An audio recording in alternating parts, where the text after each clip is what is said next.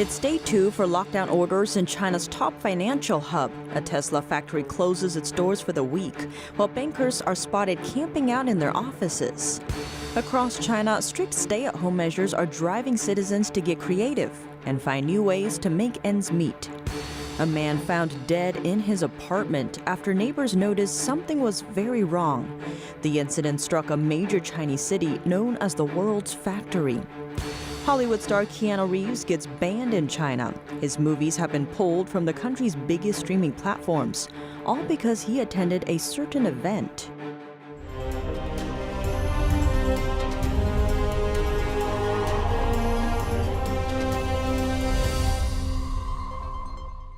Welcome to China in Focus. I'm Tiffany Meyer. First, let's zoom in on Shanghai. The top Chinese financial hub has become the center of the current COVID-19 outbreak in the country, caused by the Chinese Communist Party or CCP virus. Half of the city is now on day 2 of lockdown orders, while the other half is set to shutter later this week.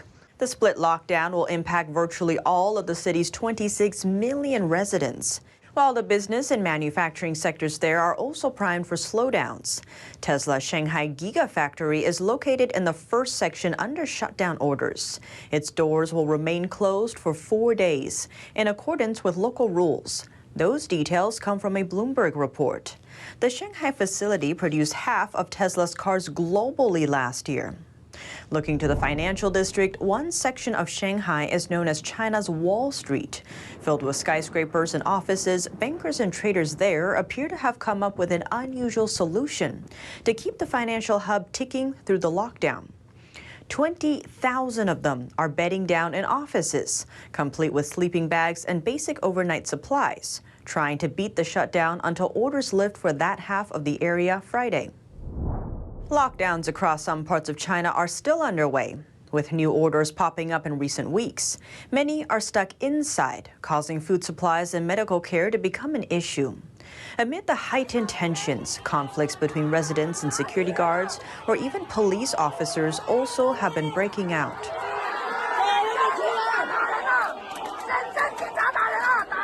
One incident in southern China was caught on video. The city of Shenzhen is home to a huge manufacturing sector, and so it earned the nickname the world's factory. But one woman was spotted accusing police of assault. Shenzhen had been under lockdown for weeks until those orders were partially lifted last week. And back in another major hub, residents in Shanghai cleared out store shelves ahead of new lockdown orders. That's on top of the manufacturing closures we covered earlier. The demand jumped for foods and grocery prices soaring. A 2-pound head of cabbage now costs the equivalent of a whopping $12. Beyond grocery stores and markets, others were spotted trying to escape perimeters. Clips have surfaced showing people both young and old trying to scale walls. That's to get to work, because other entrances and exits have been blocked. The shutdowns have also forced locals to get creative in other ways.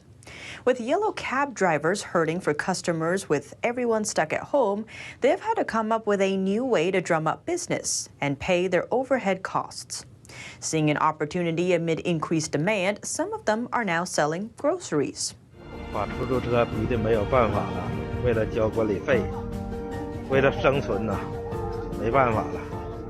Problems have plagued parts of northeastern China too. One resident from Changchun City complained about local authorities on social media over the weekend. He explained that after recently testing positive for COVID-19, he was locked inside his home, and local authorities didn't respond to his request for help. Later, his sister was also diagnosed with the infection and still had no aid from authorities. Instead, they've sought help online through social media. To explain more about what's happening, Chinese authorities said who tests positive for the virus will be sent to the hospital or a makeshift hospital. But official virus numbers are believed to be largely underreported, meaning healthcare facilities may already be filled, with no more room to treat additional patients. That's not all. Another curious situation was caught on tape, this time involving long-distance transport truckers. In some cases, the doors to these vehicles have been sealed, with their drivers inside. Video shows a security guard slapping a seal on the door of one truck's cab with the driver inside, blocking him in. The seal itself indicates that official permission is needed to remove it. And on the mass testing front, Chinese authorities have pushed round after round of large-scale testing for all residents in various cities and districts. To date, the highest known record for number of times a single person has been tested totals a whopping 70 times in just the span of several months. In another case, one family had a hole drilled into their front door, seemingly to get tested while staying isolated inside and reducing possible transmission risks. In China's fourth largest city, Shenzhen, a man was found dead at his home during lockdown. Nobody found out his death until his neighbors smelled something was wrong. Officials are refusing to explain how he died. And did he talk to one of his neighbors to find out more? After a prolonged lockdown in South China's Shenzhen city, a resident reportedly died at home this month. Some say the man died of hunger, but there is no official explanation yet. Chinese NTD interviewed a local resident and confirmed the death. She lives in the building next to the one where the man lived. To protect her identity, we distorted her voice and kept her anonymous. The deceased is our neighbor. He's young. He's in his 30s. Some say he's 37. We know where he lives, but don't know how he died. Many say he died due to the lockdown, but the community refused to explain how he died. She says she saw pandemic control staff going in and taking away the body. That night, we just finished dinner. Then we saw people in white protection suits coming in with a stretcher and taking the body away.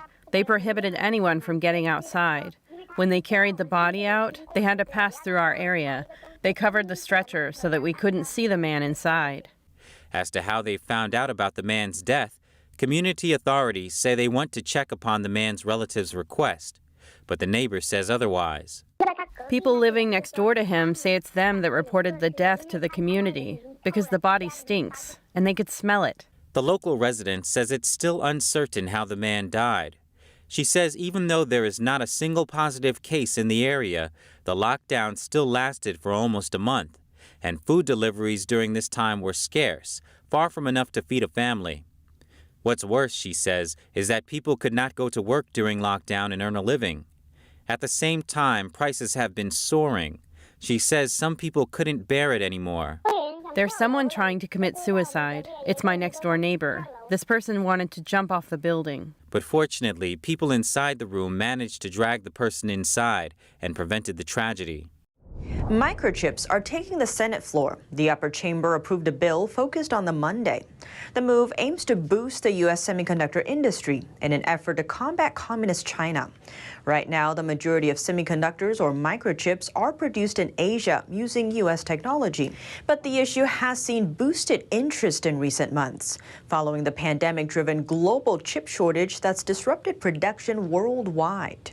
Now, Washington is putting more emphasis on bringing chip production back to U.S. shores. The Senate passed the measure 68 to 28. The now passed plan designates $52 billion for chip innovation and for boosting U.S. factory production. Earlier this year, the House and the Senate passed their own version of microchip-related bills. Both intended to encourage manufacturing competition with China, but took different approaches on trade and some climate measures. After months of discussion, the new bill opens a door for an agreement on a compromise version between the two chambers. Away from Capitol Hill and onto the White House, exactly how much funding does the administration allocate for defense? And how much for countering the Chinese Communist Party's growing assertiveness in the sector? The White House laid out spending plans for next year on Monday. President Biden's plan called for a wealth tax, plus more funds for law enforcement and defense.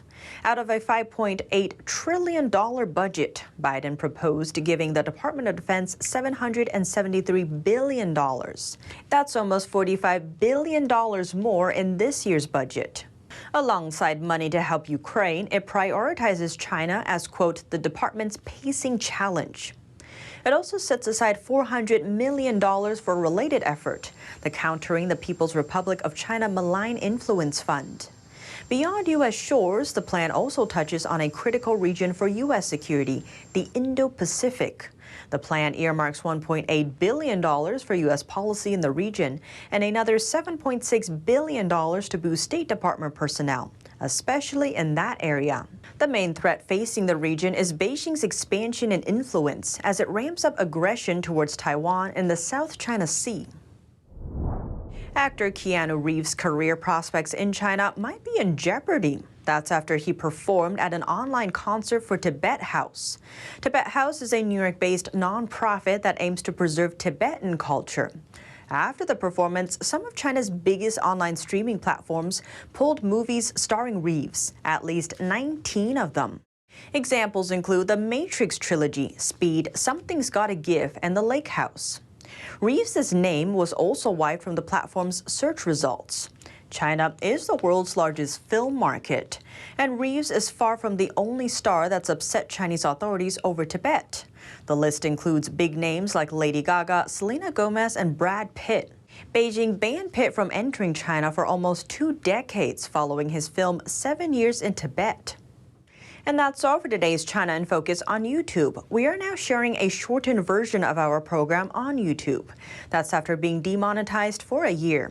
Full episodes can be watched on our partner platform, Epoch TV. To sign up for a 14-day free trial, please click the link down below. Thanks for watching China in Focus. I'm Tiffany Meyer, and see you tomorrow.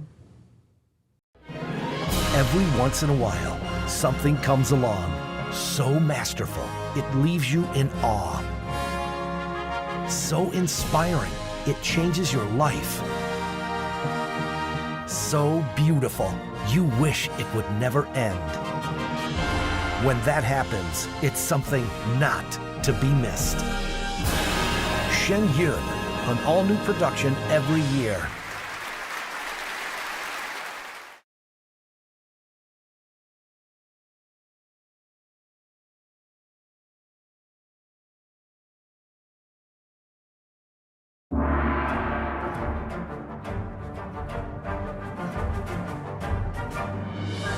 The performance was enchanting. I feel better about the world. I feel uplifted. It touches you. It really does. The expertise of the dancers was really, really strong. To know that it was live music was really fantastic. We didn't want to miss this. Make sure you see it. Have to come. Life-changing.